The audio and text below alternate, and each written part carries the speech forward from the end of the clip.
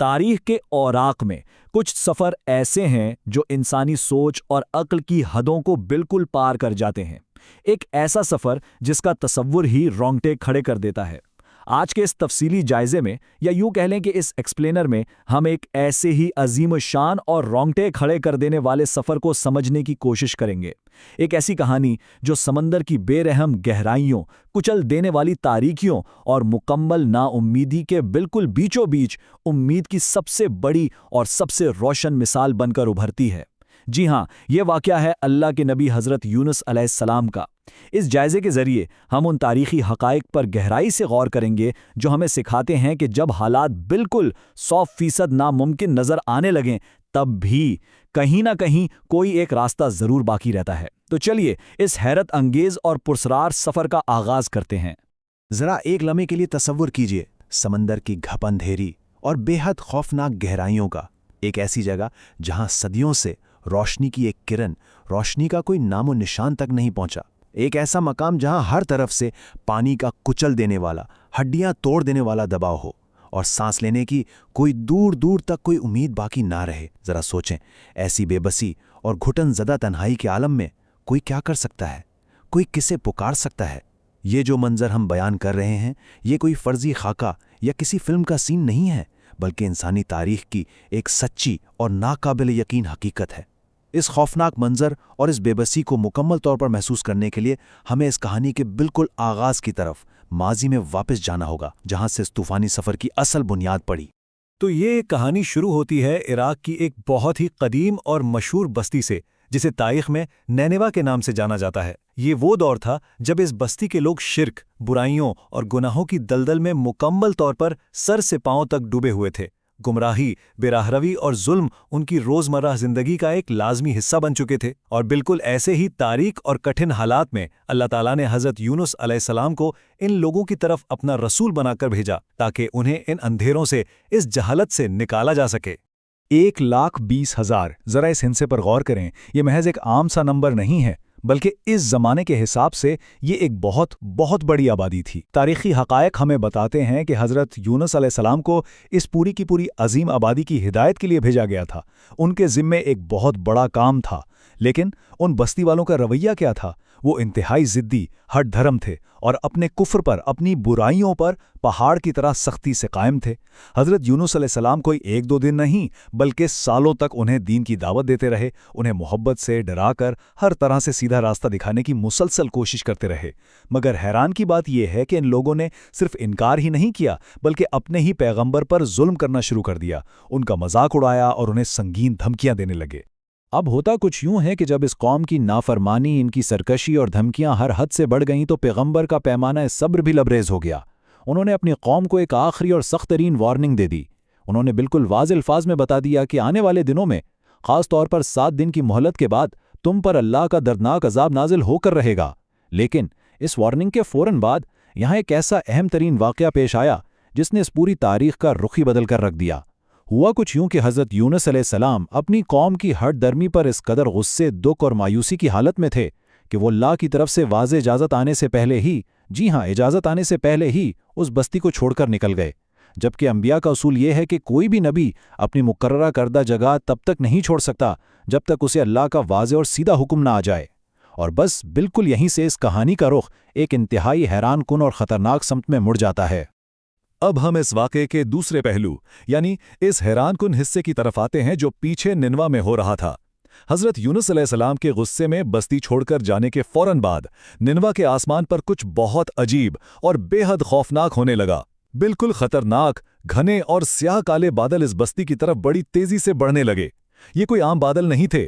ان بادلوں کے بیچ میں آگ کے سرخ شعلے صاف لپکتے ہوئے نظر آ رہے تھے۔ ان ہیبت ناک علامتوں اور اس تاریک آسمان کو دیکھتے ہی بستی والوں کے دل دہل گئے۔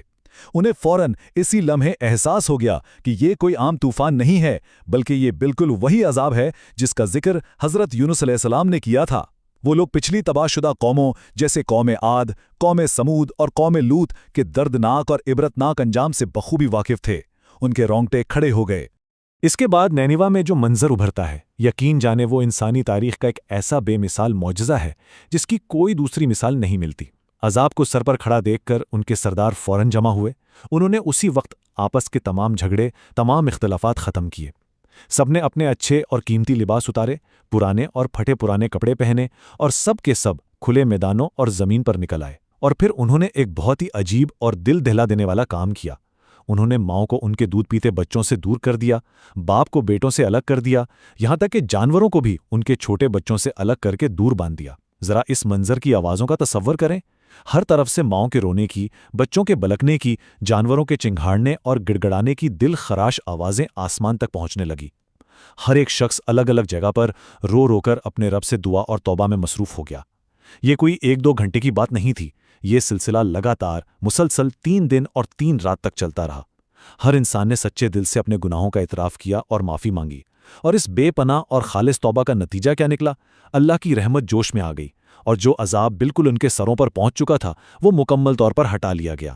یہ پوری انسانی تاریخ کی واحد قوم ہے، واحد مثال ہے جس کے تمام افراد، یعنی 1,20,000 کی پوری آبادی ایک ہی وقت میں ایک ساتھ ایمان لے آئی تھی۔ یہ تو تھا نینوا کا حال، لیکن ذرا دیکھیے کہ ادھر دوسری طرف کیا ہو رہا تھا۔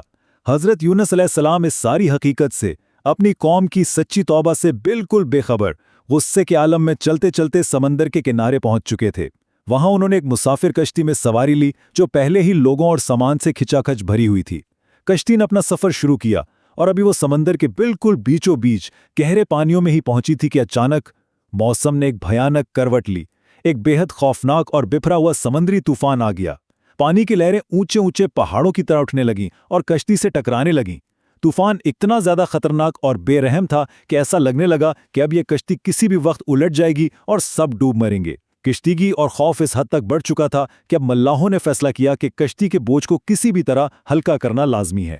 لوگوں نے فوراً اپنا قیمتی سے قیمتی سامان اٹھا کر سمندر کی بپھری لہروں میں پھینکا، مگر افسوس یہ بھی کافی نہیں تھا۔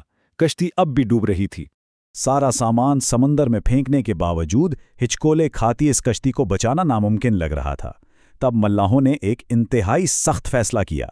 فیصلہ یہ ہوا کہ اب بوجھ کم کرنے کے لیے کسی ایک زندہ انسان کو سمندر میں اتارنا پڑے گا تاکہ باقی سب کی جان بچ سکے۔ پرچیاں ڈالی گئیں، یعنی قرآندازی کی گئی۔ یہ قرآندازی اس لمحے کی سنگینی اور موت و حیات کی گواہ تھی۔ سب کے دل دھڑک رہے تھے۔ پہلی پرچی نکالی گئی اور نام آیا حضرت یونس علیہ السلام کا، لیکن کشتی کے لوگوں نے انہیں دیکھا اور آپس میں کہا کہ نہیں، یہ تو چہرے سے ہی کوئی اللہ کے نیک بندے اور نبی لگتے ہیں، ان کے ماتھے پر سجدوں کے واضح نشان ہیں، ہم انہیں ہرگز سمندر میں نہیں پھینکیں گے، انہیں چھوڑ دو۔ چنانچہ پرچیاں دوبارہ شفل کی گئیں، دوسری پرچی نکالی گئی، سب کی سانسیں رکی ہوئی تھیں، لیکن اس بار بھی نام حضرت یونس کا ہی نکلا۔ لوگ حیران رہ گئے۔ تیسری بار پھر پرچیاں ملائی گئیں اور نکالی گئیں، اور حیرت انگیز طور پر نتیجہ بالکل وہی رہا۔ جب تینوں بار مسلسل انہی کا نام نکلا تو سب کو اندازہ ہو گیا کہ اس میں کوئی نہ کوئی الہی مصلحت ہے۔ تو بالآخر انتہائی مجبوری اور دکھ کے ساتھ حضرت یونس علیہ السلام کو اس بپھرے ہوئے سمندر کی بے رحم اور کالی لہروں کے حوالے کر دیا گیا۔ اور بالکل اسی لمحے یہاں سے یہ واقعہ ایک نیا اور ایسا حیرت انگیز رخ لیتا ہے جو انسانی عقل کو دنگ کر دیتا ہے۔ جیسے ہی وہ سمندر کی اونچی لہروں میں گرے، اللہ تعالیٰ کے واضح اور براہ راست حکم سے سمندر کی گہرائیوں سے ایک عظیم الجثہ مچھلی، یعنی ایک بہت بڑی ویل، تیزی سے ابھر کر وہاں آئی اور انہیں زندہ مکمل طور پر سالم نگل گئی۔ لیکن یہاں ایک بات یاد رکھنے کی ہے، اور وہ یہ کہ اس مچھلی کو اللہ تعالیٰ کا سخت اور واضح حکم تھا کہ خبردار میرے نبی کے جسم پر ایک معمولی سی خراش تک نہ آئے، ان کا گوشت نہ کٹے، ان کی ہڈی نہ ٹوٹے، اور ایسا ہی ہوا۔ مچھلی نے انہیں کوئی ذرہ سا بھی نقصان نہیں پہنچایا۔ وہ خوفناک مچھلی جو ان کی قبر بن سکتی تھی، وہ دراصل اللہ کے حکم سے ان کے لیے ایک محفوظ ترین حفاظت گاہ، ایک پناہ گاہ بن گئی۔ مچھلی کے پیٹ کے اندر کا وہ منظر، وہ تاریکی اور وہ شدید تنہائی، اس کا اندازہ لگانا ہم جیسے عام انسانوں کی عقل سے بالکل باہر ہے۔ وہاں وہ 1-2 نہیں بلکہ 3 بڑی اور خوفناک تاریکیوں میں گھرے ہوئے تھے۔ ذرا غور کیجئے، پہلی تاریکی رات کے اندھیرے کی ناقابل تسخیر تاریکی تھی۔ دوسری تاریکی سمندر کی ان خوفناک اور اتاہ گہرائیوں کی تاریکی تھی جہاں آج کی جدید سائنس بھی بتاتی ہے کہ روشنی کی کوئی کرن کبھی پہنچ ہی نہیں سکتی۔ اور تیسری سب سے بڑی تاریکی اس بڑی مچھلی کے پیٹ کی سخت، بدبودار اور گھٹن زدہ تاریکی تھی۔ کئی دن اور کئی راتیں اسی گہرے اور کچل دینے والے اندھیرے میں گزرے۔ इस शदीद तरीन तन्हाई और खामोशी में उन्हें बाहर से सिर्फ एक ही आवाज़ सुनाई देती थी, और वो आवाज़ थी समुंदर की तह में मौजूद अजीबो गरीब समुद्री मखलूक़ात की, जो अपने रब की तस्बीह और उसकी पाकी बयान कर रही थीं। इन आवाज़ों को सुनकर उस तारीकी में हज़रत यूनुस अलैहिस्सलाम को पूरी तरह एहसास हो गया कि ये सब कुछ दरअसल अल्लाह की इजाज़त के बगैर अपनी कौम की बस्ती से निकलने का नतीजा है। इस शदीद तरीन गहरे अंधेरे में, घुटन में, गहरे पछतावे और इंतहा की बेबसी के आलम में, जब तमाम दुनियावी सहारे कट चुके थे, तब हज़रत यूनुस अलैहिस्सलाम ने पूरे दिल और जान से अपने रब को पुकारा। उन्होंने ये अजीम दुआ पढ़ी, ला इलाहा इल्ला अंता सुब्हानका इन्नी कुन्तु मिनज़ ज़ालिमीन, जिसका मतलब है, ए अल्लाह, तेरे सिवा इबादत के लायक कोई माबूद नहीं, तू हर ऐब से पाक है, बेशक मैं ही ज़ालिमों में से, गलती करने वालों में से था। ज़रा इस पुकार की, इस दुआ की खूबसूरती और उसकी गहराई तो देखिए। उन्होंने इस घुटन में भी फ़ौरन अपनी मदद या वहाँ से रिहाई नहीं मांगी। उन्होंने पहले अपने अल्लाह की पाकी बयान की, उसकी बड़ाई और अज़मत को तस्लीम किया, और सबसे अहम, सबसे खूबसूरत बात यह कि अपनी गलती का, अपने कसूर का बिल्कुल खुले दिल से इतराफ़ कर लिया। ये इंसान की खुद एहतसाबी और अपने रब के सामने मुकम्मल तौर पर झुक जाने का, तस्लीम कर लेने का एक ऐसा बेमिसाल नमूना है जो रहती दुनिया तक याद रखा जाएगा। और ये तो तय है कि जहाँ खालिस और सच्ची तौबा हो और गलती का एतराफ़ हो जाए, वहाँ अल्लाह की रहमत ज़रूर लाजमी तौर पर उतरती है। रिवायात के मुताबिक मछली के पेट में मुसलसल 40 दिन तक ये तस्बीह और ये दुआ बयान करने के बाद बिलाखिर अल्लाह ताला ने उस सच्ची पुकार को, उस दर्द भरी आवाज़ को सुन लिया।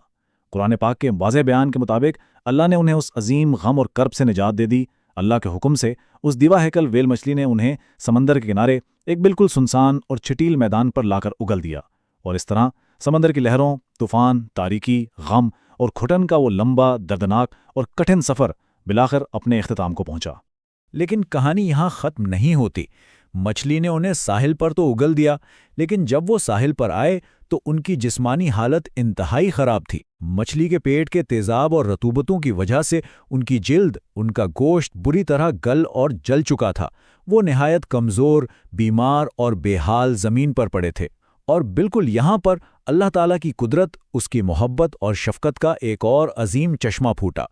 उनकी इस कमज़ोरी में उनकी खुसूसी हिफाजत और इलाज का जो इंतज़ाम हुआ, ज़रा वो देखिए। अल्लाह ने साहिल की इस बंजर ज़मीन पर उनके बिल्कुल करीब एक बेलदार दरख्त यानी कद्दू की बेल उगा दी।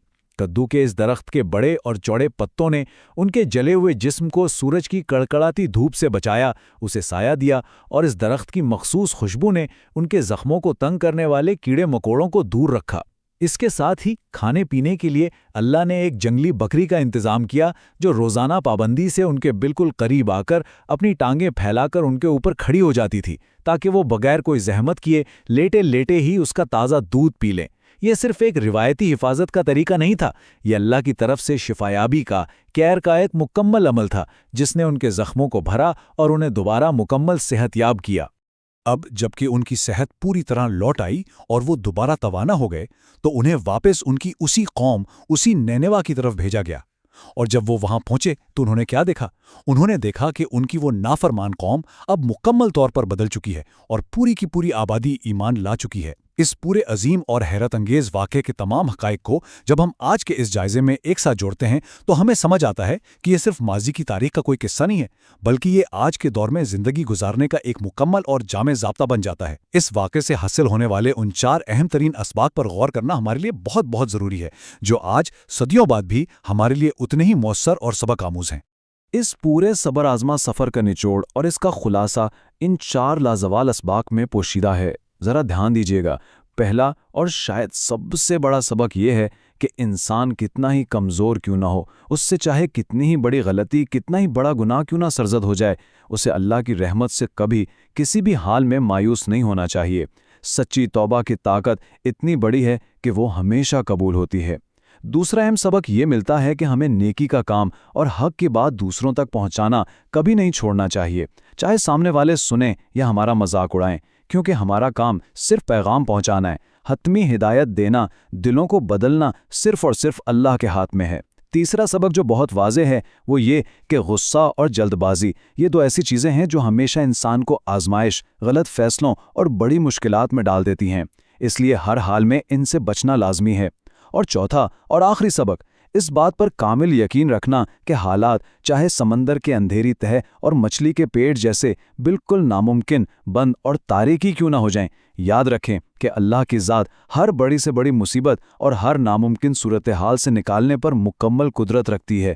حضرت یونس علیہ السلام کا یہ پورا واقعہ ہمیں بس ایک بنیادی بات سکھاتا ہے، اور وہ یہ کہ اندھیرے چاہے وہ کتنے ہی گہرے کیوں نہ ہوں، وہ زندگی کو ختم نہیں کرتے، بلکہ اگر سچی توبہ ہو تو وہی اندھیرے انسان کو اصل روشنی کی طرف لانے کا ذریعہ بن جاتے ہیں۔ اس پورے واقعے، اس ایکسپلینر کو سمجھنے کے بعد جو حتمی اور سب سے بڑا سوال ہمارے ذہنوں میں ابھرتا ہے وہ یہ ہے کہ کسی بھی انسان کی زندگی میں اس کے ارد گرد حالات کی تاریکی، مایوسیوں کا اندھیرا چاہے کتنا ہی گھنا اور کتنا ہی گہرا کیوں نہ ہو جائے، کیا امید، کیا روشنی اور کیا نجات صرف اس ایک سچی پکار کے فاصلے پر نہیں ہے؟ یہ ایک ایسی حقیقت ہے اور ایک ایسا سوال ہے جو ہمیشہ ہر حال میں اپنے آپ سے پوچھنے اور یاد رکھنے کے قابل ہے۔